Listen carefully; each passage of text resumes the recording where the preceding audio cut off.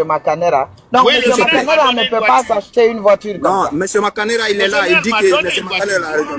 Moi, M. Makanera et moi, on est amis, si vous ne le savez pas. Alors, M. Makanera, ma deuxième question.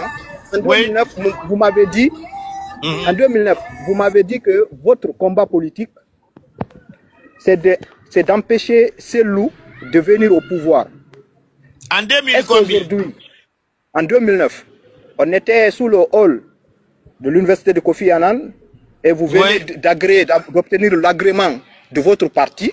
Et je vous ai même demandé pourquoi vous vous engagez dans la politique. Vous m'avez dit que votre combat, c'est d'empêcher ces loups de venir au pouvoir. Aujourd'hui, à l'allure où vont les choses, pensez-vous que cet objectif-là, vous l'avez atteint? Bon, je ne crois pas si en 2009... En 2009, bien sûr, vous avez oublié, mais moi je me rappelle, M. Makanera. Attendez. Je me rappelle très bien. Oui, vous avez... En 2009, vous étiez enseignant à Kofi Annan, M. Makanera. Non, je n'ai pas été enseignant à Kofi Annan. Je n'ai jamais enseigné là-bas. Si, M. Makanera, vous avez donné des cours en communication. C'est pas je n'ai jamais donné un seul cours à Kofi Annan. Il n'a qu'à laisser l'invité répondre. Oh là là. Mon frère. Alors, pensez-vous... Mais il dit qu'il n'a pas enseigné. Mais toi aussi. Il dit qu'il n'a pas enseigné. Je parle sur TikTok. C'est compliqué ça. Si j'avais enseigné, ce n'est pas seul en classe. J'aurais enseigné des centaines de personnes ou bien des dizaines au moins. Non, si je dis que je n'ai pas enseigné, quelqu'un allait dire que j'ai enseigné. Je n'ai jamais enseigné dans ma vie, pas Kofi Annan seulement. Quand j'ai quitté les écoles, j'ai fait les écoles. Je n'ai pas enseigné du tout. Même un seul jour. Maintenant, je reviens. Est-ce que je peux parler maintenant? Oui, allez-y, allez-y. C'est moi qui pose les questions, monsieur. Je vous pose des questions. Il est en train de finir, Ablaïs. Allez-y. Vous n'êtes pas invité ici, c'est le ministre qui est invité ici. Oui, allez-y. Je peux répondre maintenant. Je dis que je n'ai jamais enseigné dans ma vie. Pas seulement à Kofi Annan. Vous pouvez mener toutes vos enquêtes. Depuis que je suis né, je n'ai pas donné de cours. Alors, vous faisiez quoi à Kofi Annan en 2009? Parce que nous, on vous voyait dans les salles, vous dispenser des cours, monsieur. Je ne suis pas avec... Mais ça peut être son frère jumeau? Non, son frère jumeau, je le connais. Et lui aussi, il a donné des cours de communication. Donc ça m'étonne que M. Makanera me dit qu'il n'a jamais enseigné. Bon, on avance. Pensez-vous aujourd'hui que vous avez atteint? Mais toi, tu es grand. Pensez-vous? Mais il dit qu'il n'a pas enseigné. Lui, il est grand. Pensez-vous, monsieur? Ah non. Ça, c'est un privilège. Enseigner est un privilège. Mais il dit qu'il n'a pas enseigné. Toi, tu know, il a... Je devais enseigner, ce n'est pas les cours de communication. Je suis à la base ingénieur télécom. Peut-être c'est les matières techniques que j'allais enseigner. Je suis de la 21e promotion de l'université guinéenne. J'ai commencé à Kipé ici. Donc je ne pouvais pas enseigner les cours de communication. Ça, je n'ai pas appris ça du tout. Donc c'est pour vous dire que je n'ai jamais enseigné.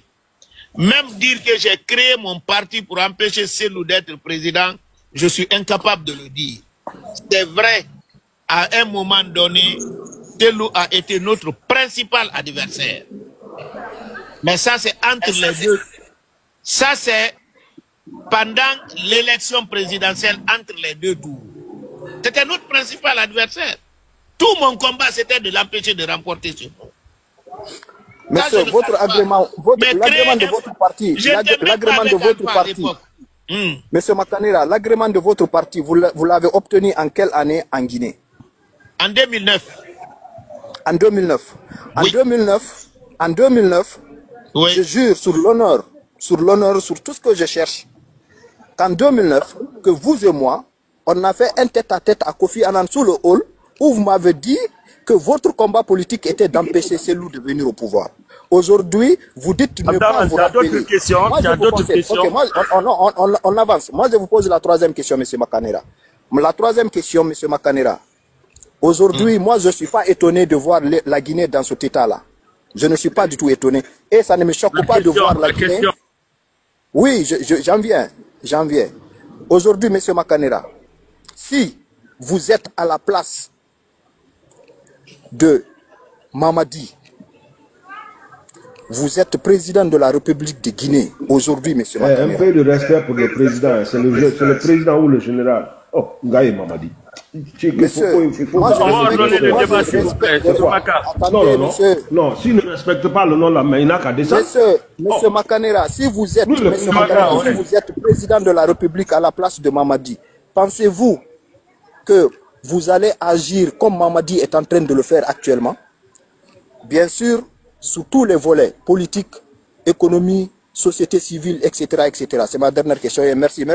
Makanera pour votre disponibilité. Merci beaucoup. Je vous remercie du souhait, mais je ne veux pas être à la place de Mamadi, c'est pourquoi je le soutiens. C'est que ce qu'il est en train de faire est tellement important que je me suis mis derrière lui.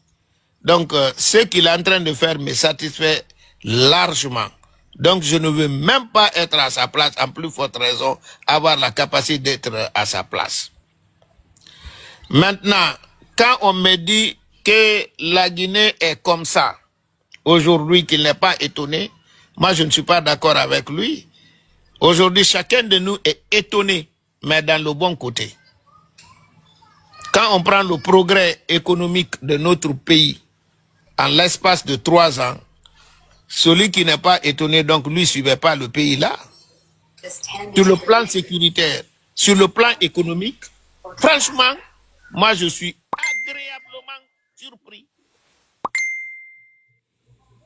Avec toutes les crises mondiales là, la source c'est la Banque mondiale, le taux de croissance est de 5,7%. Si cela n'étonne pas quelqu'un vraiment, je ne sais pas qu'est-ce qui va t'étonner.